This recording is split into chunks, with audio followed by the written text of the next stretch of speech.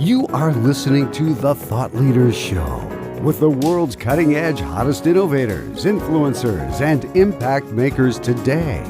If you are looking for inspiration and motivation, listen in. Welcome to The Thought Leaders Show.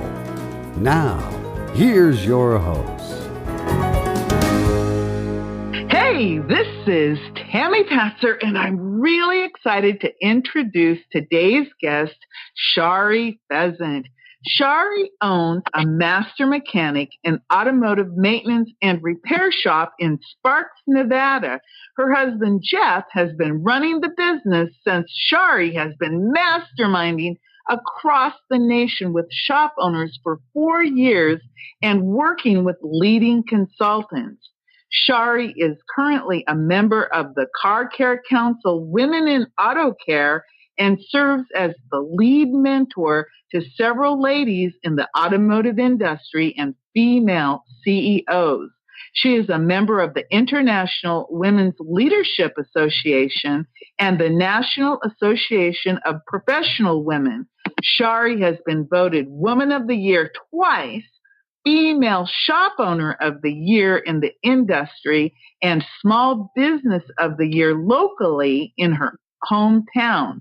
As a certified professional behavioral analyst, Shari also owns HPS Horsepower Strategies, a company dedicated to employee happiness as the ultimate profit driver. She's able to understand and teach the behavior styles, driving forces, and motivators of people through strong leadership-based skills.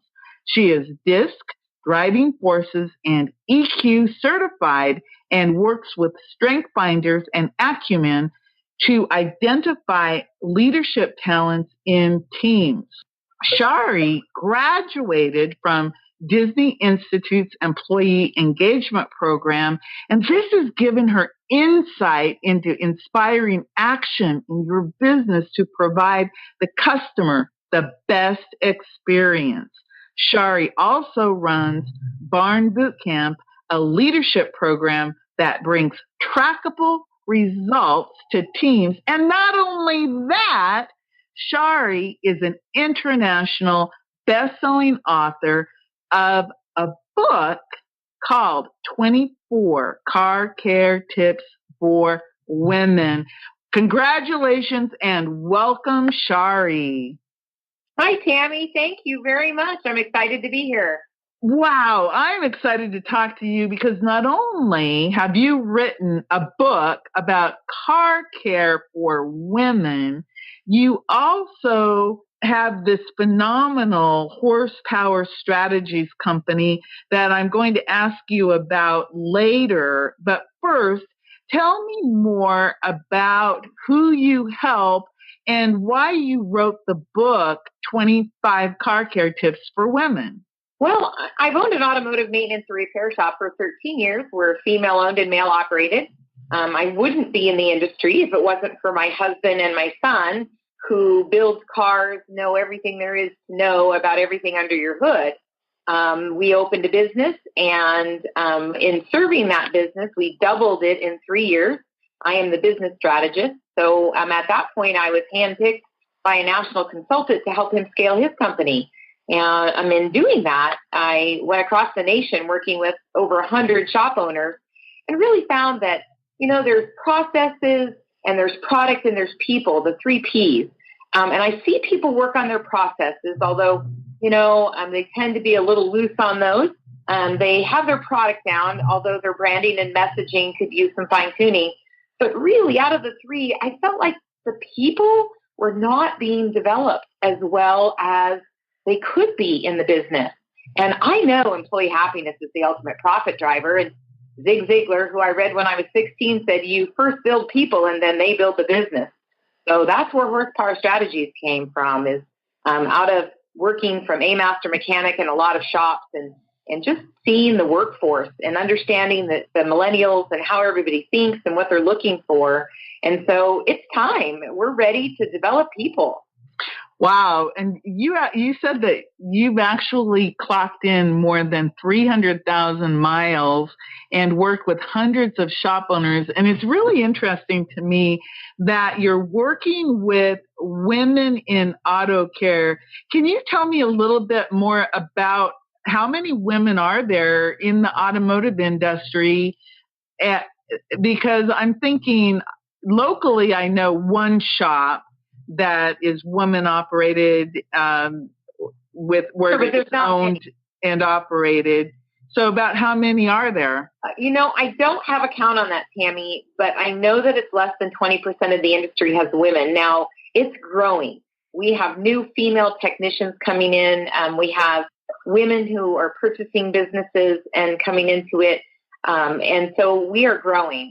But Women in Auto Care is a national group that's housed under the Car Care Council and the Car Care Association.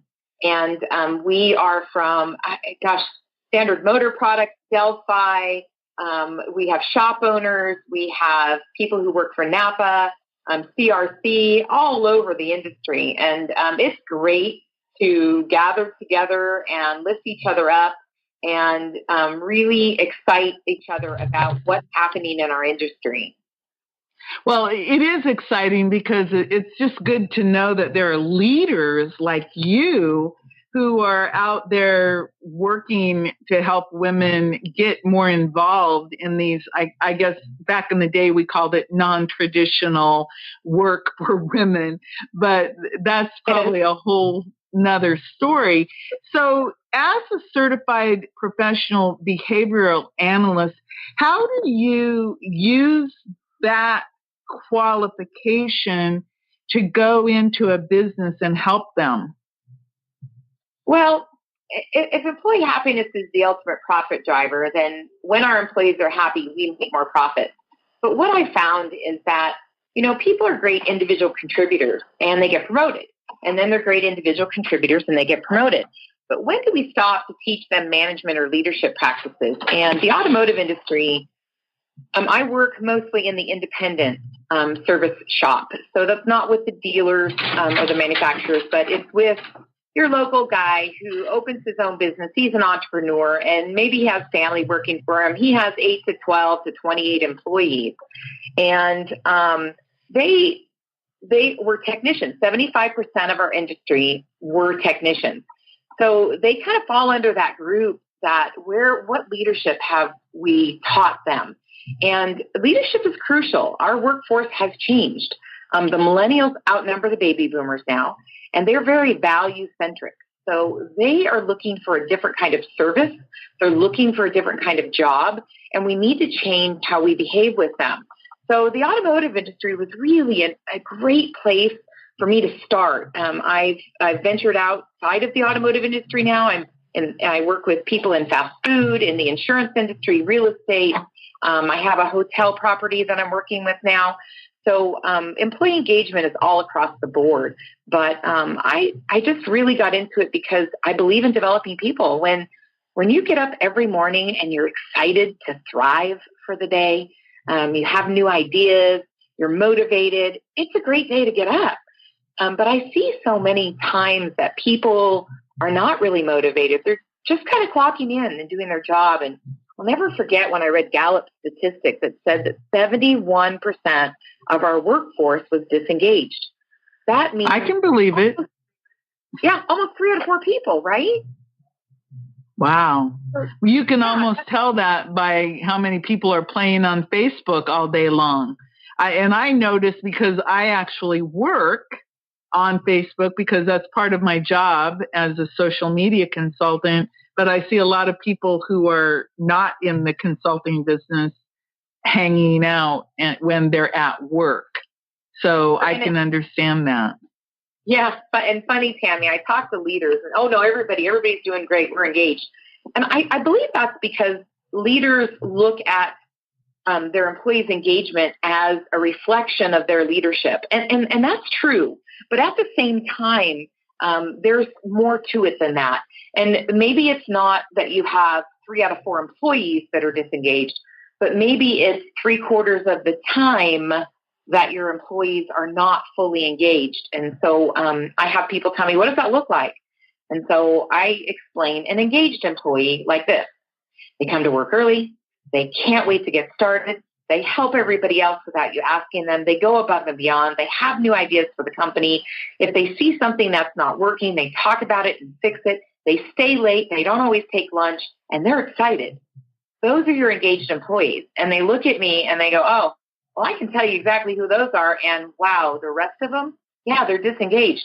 Well, those disengaged employees are costing us as business owners $450 billion to $550 billion a year. That's crazy money that we're losing. We aren't even Billions with a B. Billions. We're billions. Hit on the turnover rate. I mean, when you can't keep employees and you have to hire new ones, it costs you 3 to 10 times their salary. That's what your effective cost is when you don't keep an employee engaged. And it's not money that you have to take out of your pocket and give away, but it's money that never comes to you. So it's still money that you're missing. Wow. Well, I used to work in the newspaper business, and what used to frustrate me to no end was we would get new people in, spend 6 months getting them up to par. It would come time for the raise. The company didn't want to give them their little, 90-day or 180-day 50-cent raise. So guess what they would do? Now they were all perfectly trained. They went on to the competitor, and guess what? We had to get new people. And I used to say, just give them the raise so we can keep these people, please. Because you were smart, Tammy. The errors that people make is just crazy, and people will unsubscribe from a newspaper when there are errors in grammar or spelling or punctuation. So we were losing on all bleeding people. You're right. You're absolutely right. And a lot of and I think there's a lot of ego involved. You've got leaders and they want to do a good job and they need to take charge and they're responsible and they're good people. They're really good people. But that doesn't mean you're an expert in every area. And leadership is an area that requires some specific training in order to understand how to motivate, how to manage, and how to keep your people productive. We don't pay enough attention to that right now. And we're working on it. It's starting to happen. So when you go into a company, what does it look like when, obviously somebody says, oh my God, we need Shari. And you go in and you take a look at a company, what would that look like if I hired you to help me figure out why my employees are disengaged and not productive and why I'm not profitable? How would that look to me? Sure. Well, I think when most people hire me, it's because they have some pain and they're frustrated and they're not making enough profit, but they're spending a lot of time in their business. And the things I hear a lot of are, I can't get them to do what I want them to do. My employees aren't motivated. They don't have any work ethic. I can't find the right people for the job. And so that's really evident to me that there's some frameworks and some real deep things that we need to resolve. So the first thing I do is I spend about half a day at a business. You normally can't take any more than that. But it's about 5 to 6 hours I spend on property. And I interview all the employees. We have private conversations. I'm really good at digging out all the dirt and how they feel and what's going on. And it's funny because I tell them, look, I can't promise I'm going to keep it a secret, but I will promise that as long as I'm around, there will be no retribution. Because really, if we don't talk about these problems, then we can't find solutions. And your owner has brought me in to find solutions. They know something's wrong and they're not quite sure what it is. And it's really your job to help us put our finger on it.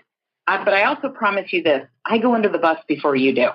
So I know how to word it in a great way where it helps everybody save face and we just look at the existing problem or the issue versus who said what. We have to get outside of that. And I think a lot of the times too, Tammy, is we we tend to look at others rather than ourselves. And what I mean by that is the solution normally starts with us. It doesn't start with anybody else. But we've gotten into this communication habit in our workforce where, well, he didn't do that, so I can't do this, or they don't get that done, or I don't have, instead of what can I do? How can I take personal responsibility and understand who I am and what I bring to the table? We don't even really know who we are and what we bring to the table. And that's where our scientific data that we can bring out about employees and do a DNA on them helps managers understand how they're motivated, what their why is, how you can expect them to behave. It's important to know what their EQ is. 100% of successful people have a high EQ. And the neat thing about EQ is it's like a muscle. If it's not developed, no worries. Just do some exercise on it, and you too can have a high EQ. So, and what's an EQ? EQ is your emotional quotient. So it's how your interpersonal and intrapersonal. So intrapersonal is your self-awareness, your self-control. Your interpersonal is your empathy and and how you relate to others. So that's your emotional quotient. Wow. So that's really important. And obviously you've spent a lot of time developing this expertise, and you're certified in the DISC, driving forces, EQ, and you work with the strength finders and acumen. I also heard that you'll be speaking at Harvard in July at the Harvard Faculty Club at the Business Expert Forum. Can you talk a little bit about what you'll be speaking about there? Well, what I'll tell you, Tammy, I'm really excited to go to Harvard Business School and speak there. I think to be involved with a group of people that are very synergistic in what I'm thinking of and where I'm going, and that's in developing people in business, is going to be really exciting for all of us that are there. But we're going to get naked. I know that's not. In professionalism, we kind of stand back when we hear that word, but my definition of getting naked is being you from the inside out. It's just being transparent, authentic, and genuine in who you are and being comfortable with yourself. It's funny. I'll never forget when I first moved to Reno. I went up to Lake Tahoe and people said, hey, my friends, we're going to take you to a private beach. And I thought, oh, this is so cool. And we had to hike down this mountain. And so we're hiking and I'm thinking I'm going somewhere, but not a lot of people go. It's really cool. I'm going to love it. And we got to the beach and it was a nude beach. And I'm somewhat conservative. So I was not very comfortable and I was ready to walk back up the mountain because I don't hang around naked.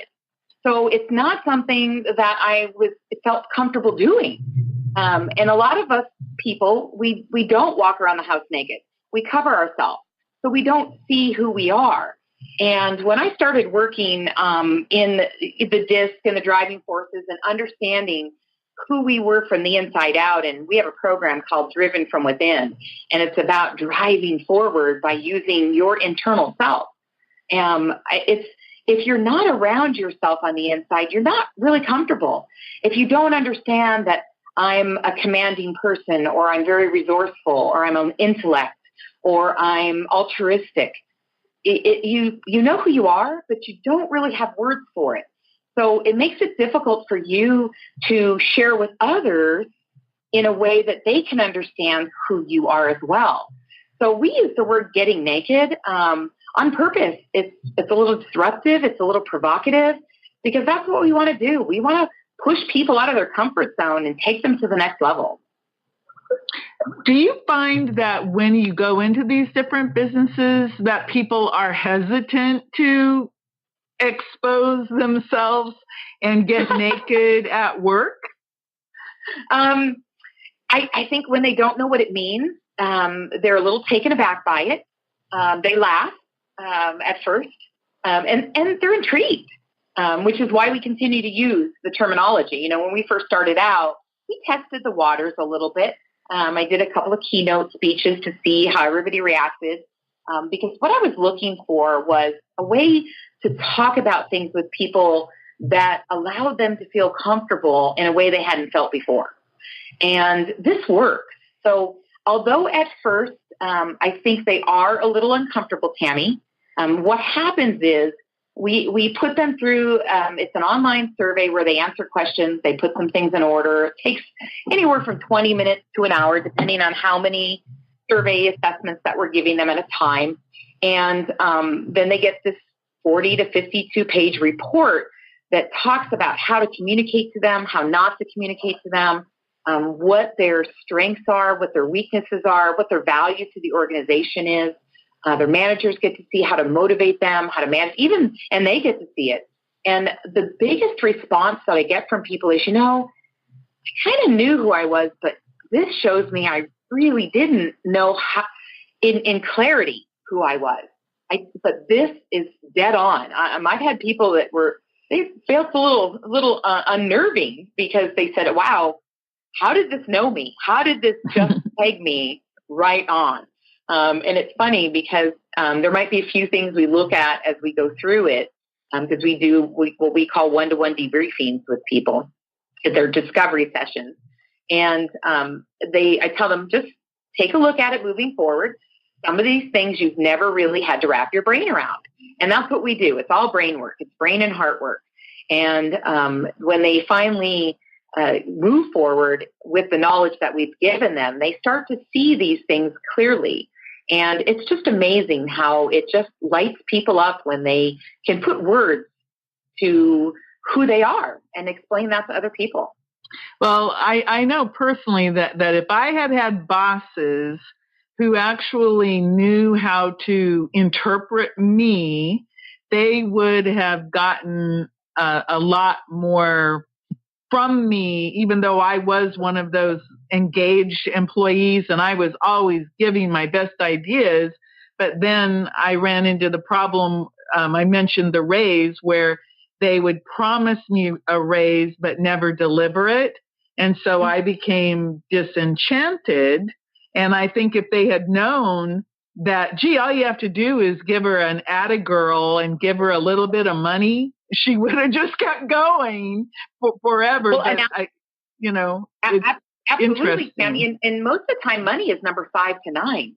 If you have a great work environment and you're appreciated and you have ideas that you bring to the table that they then they activate in the business, that does a lot for your self-esteem. And that's really what people are about. Don't get me wrong. I mean, raises are great. Performance-based pay rocks. That's something that we're very unique about. Is you'll find coaches and consultants that develop people. But to have a combination of a coaching team that understands the financial framework of a business and knows how to balance your business financially, understands a brand, how to market, and the people, and how to put those two things together, that's gold. And that's what our strategies is. That's solid gold. I wanted to ask you a little bit more about horsepower strategies. How did you come up, number one, with the name? I kind of get it a little bit, horsepower cars, but I bet there's a bigger story behind that. And then I also am very curious about your barn boot camp program. If you can talk about the horsepower strategies and the barn boot camp, I'd really appreciate hearing more about that.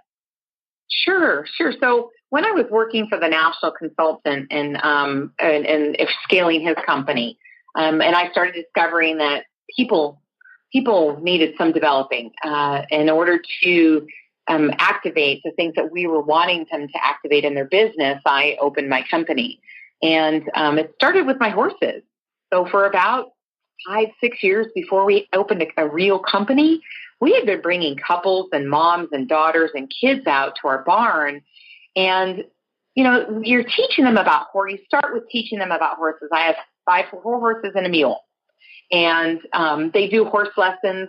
But when you teach them, you naturally teach them about leadership, because a horse is an animal that is looking for a leader.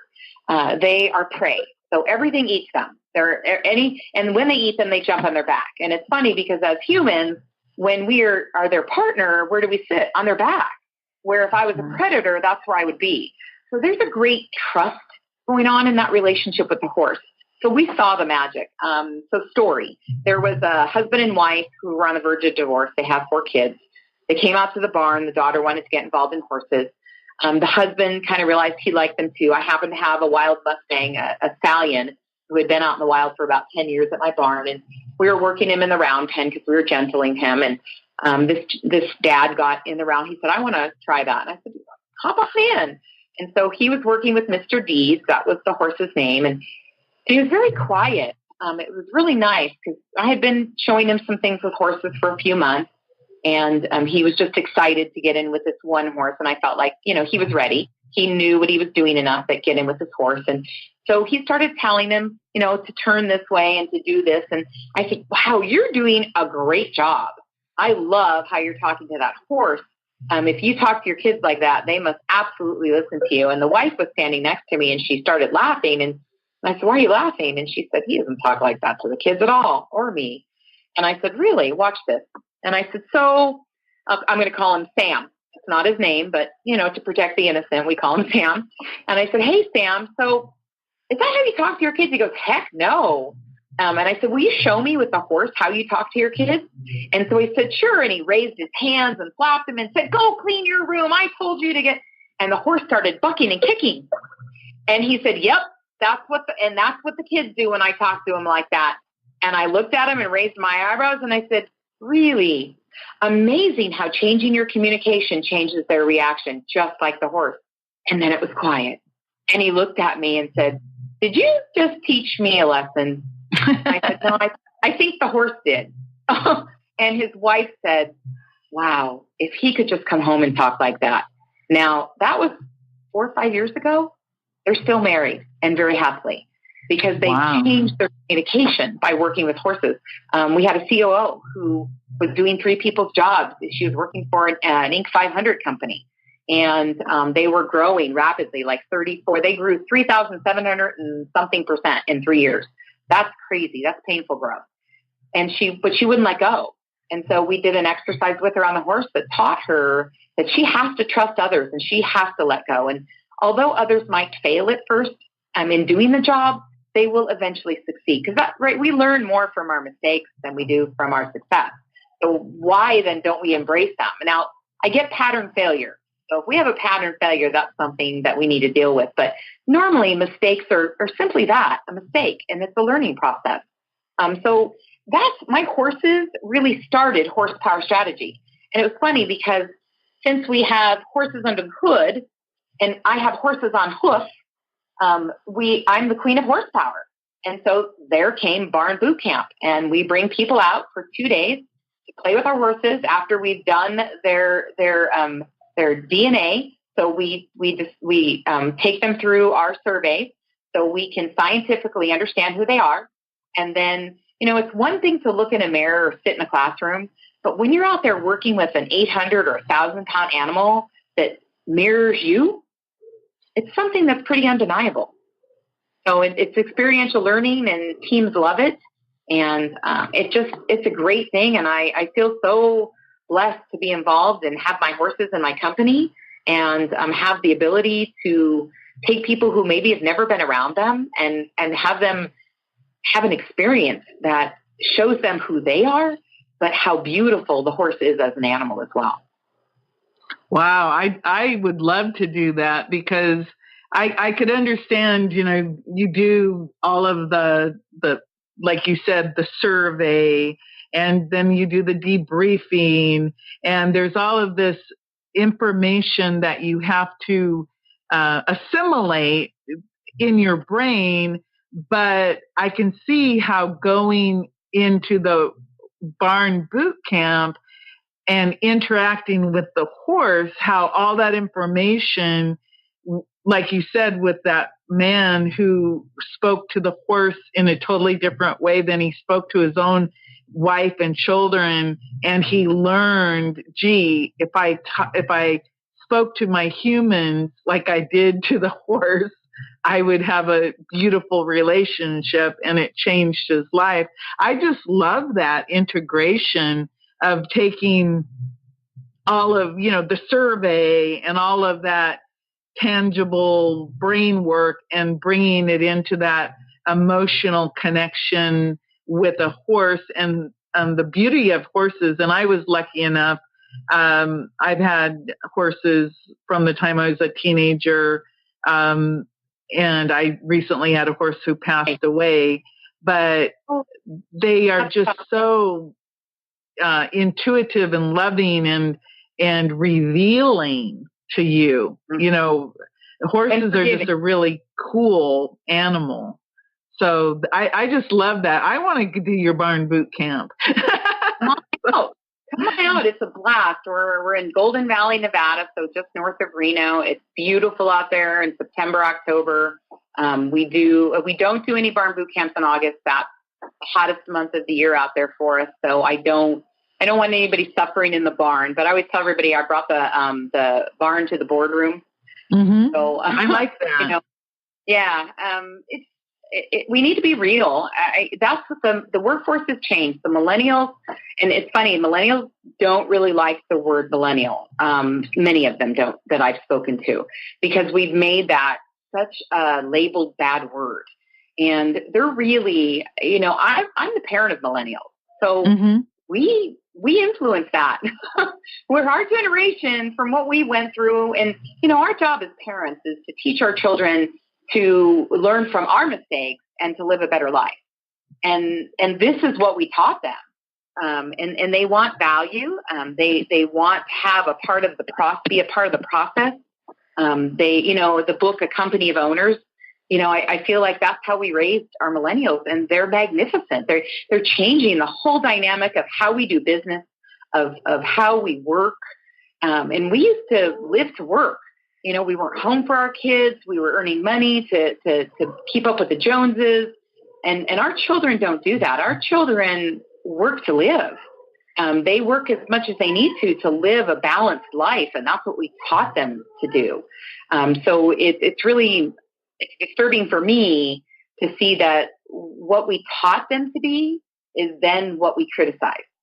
So I embrace them. I think they're amazing, and they just want to have a caring, connected place to work. And that doesn't mean you know about their personal drama.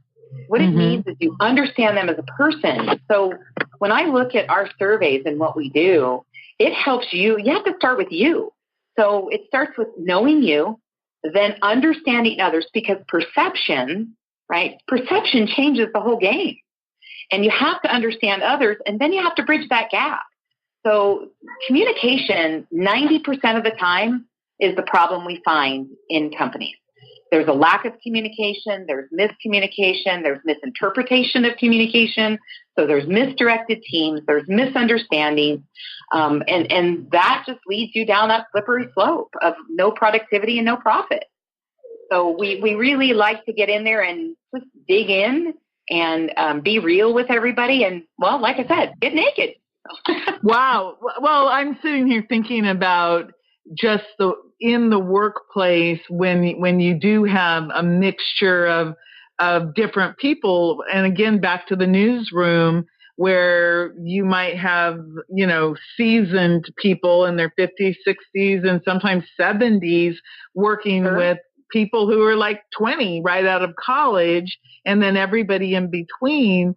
And there is a lot of miscommunication just because of the work ethic, the way that things are perceived. So you're right on target. And I can see how when you go in and you're able to actually help people know who they are and how they can communicate with other people and understand that there isn't any right or wrong way. It's just different. That is a really cool situation. And then you mix in the horsepower, and there you go. You've got, like you said, the ultimate profit driver. So I can really see how, Shari, you and your company can really, you're a much needed group of people to bring into the company, especially if someone is, or a big company or even a little company is experiencing this growth, the pain of growth or unable to let go. I was kind of chuckling in my head as you were talking about that, because I could see myself a little teeny bit in delegating things that I should have let go long ago so that I could be focusing on the big important things. So I appreciate that little nudge there that I took away from the conversation. So before I let you go, I definitely want you to tell us where should we look for more information about working with you? Sure. Well, our website is imhorsepower.com. So that's the letter I, like I am, horsepower.com. I also have a website, sharipheasant.com, because I'm a keynote speaker.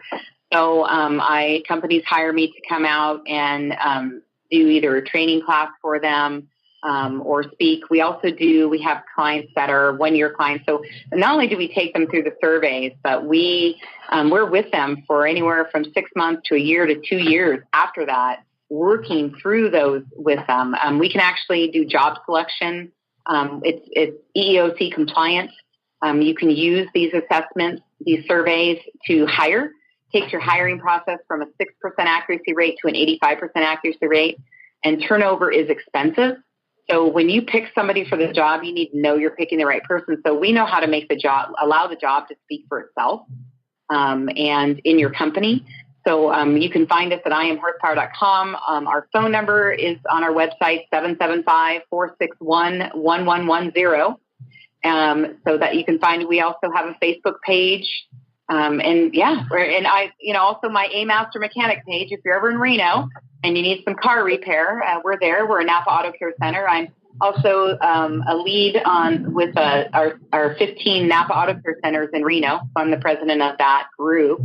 And we're getting ready to put a really cool exhibit in our Children's Discovery Museum with a car. So there's lots of, life is exciting. If you're engaged and you're thriving, you get up every day with new ideas because you're happy to be here. And so my job, my purpose on earth, and it's funny, Tammy, because when I was 38, my intestines popped. I almost died. I had a 10% chance of survival. And I made some promises in the hospital bed, I'll tell you. And I'm just fulfilling those promises that every day I'm going to live life to its fullest, and I'm going to help everybody else that I can do that as well. And so that's what we do. I have private CEO clients who we work with to help them be their best self. And it's just about accessing your personal superpower. Well, I'm really excited that we had this conversation because you provided a lot of super gold nuggets. And again, you've got the international best-selling book, 25 Car Care Tips for Women. Tell me, how exciting is that? That just happened this last week, and I, had help with that. It's been fantastic. And that's the thing too. We know what we know, but there's things that we don't know, and it's okay. You don't hire people that are like you on your team because you get along. Hire people that are not like you. Why? Because that's what makes you stronger. If you put everybody together that knows different things together, you're unstoppable, just unstoppable. So I'm really excited. I'm already thinking about my next book, and maybe that's our Get Naked book. Oh, Tammy, I'm not sure what you think. I think I can see it in my mind. Get naked. The horsepower strategies, something. But yeah, I can actually see the Get Naked because it would just be big letters that would pop out on a book cover. And of course, I can see it at the airport in one of those end caps at the airport. So that's so cool. And you're on a media tour right now, a national media tour, going around, being interviewed on television about your book. You're going to be at Harvard. You're absolutely right, Shari. It sounds like life is pretty darn exciting right now for you. That's pretty cool. Yeah. Well, and that came, Tammy, from helping others. That's what this is all about. It's about understanding yourself and reaching out to make it a better world. And if I can help one person every day, I'm excited. I went to dinner tonight and I had all like 4 waiters around my table talking about being happy and how to be motivated. So if you feel that way, that energy exudes from you and just amazing things happen. So for your listeners, if you're not happy with your life, call me. Go to my website. Let me show you how to be happy. Wow, that's really cool. Well, I want to let you go again, Shari. Thank you so much for taking the time out of your busy schedule, because I know that you're literally on the road right now doing the national television tour. So thank you for taking this time with me. And I really love that you can talk to you, go to imhorsepower.com or ShariPheasant.com or amastermechanic.com.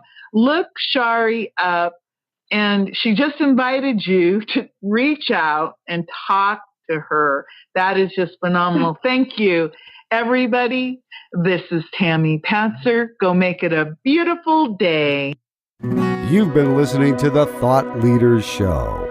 To get all past shows and to get all future shows, go to thoughtleadersshow.com.